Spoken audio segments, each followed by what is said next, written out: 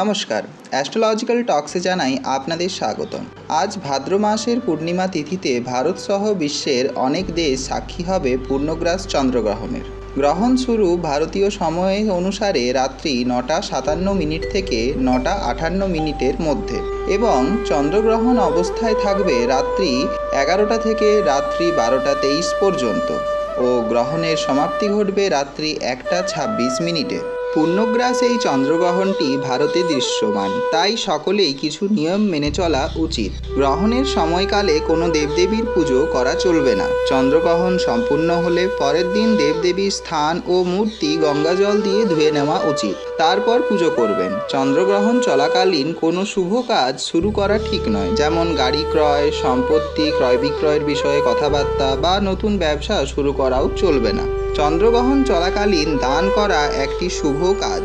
বিশেষ করে চন্দ্রগ্রহণ ও তার পরবর্তী সময়ে সাদা রঙের জিনিস দান করলে শুভ ফল লাভ হয়। এই সময় পশু পাখিকে খাবার দেওয়া শুভ।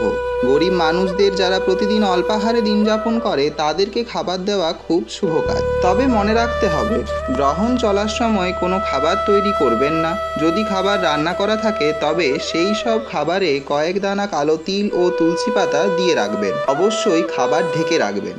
ফল, মূল, জল, দুধ, মিষ্টিতেও কালো তিল ও তুলসী পাতা দেবেন ও অবশ্যই এসব জিনিস ও পাত্রকে ঢাকা দিয়ে রাখবেন। চন্দ্রগ্রহণে অবশ্যই গর্ভবতী মহিলারা বিশেষ করে খেয়াল রাখবেন নিজেদের। আপনারা কোনো ফল, সবজি বা অন্য কোনো দ্রব্য কাটবেন না। সূঁচে সুতো পরানো চলবে না বা কোনো সুতোতে গিঁট দেবেন না। কোনো কিছুই মচড়ানো চলবে না। অতি অবশ্যই কোনো খাবার খাবেন না এই সময়ে। এবং বিশেষ করে মনে রাখবেন, আপনারা চন্দ্রগ্রহণটি দেখবেন না।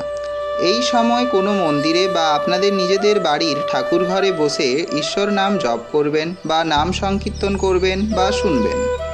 গ্রহণ শেষ হলে স্নান করা অবশ্যই দরকার, তবে গর্ভবতী মহিলারা স্নান না করলেও গঙ্গা জল মাথায় ও শরীরে ছিটিয়ে নেবেন এবং তারপর তুলসী পাতা খাওয়া অবশ্যই দরকার। এবং আপনাদের পরে থাকা বস্ত্রগুলি পাল্টে পরিষ্কার বস্ত্র পরিধান করবেন। চন্দ্রগ্রহণের পরের দিন অবশ্যই বাড়ির সদর ও প্রতিটি ঘর ভালো করে ঝাঁট দেওয়া ও জল দিয়ে পরিষ্কার করা দরকার। এরকম আরও ভিডিও পেতে সাবস্ক্রাইব করুন আমাদের চ্যানেল অ্যাস্ট্রোলজিক্যাল টক্স এবং লাইক করুন ভিডিওটিতে।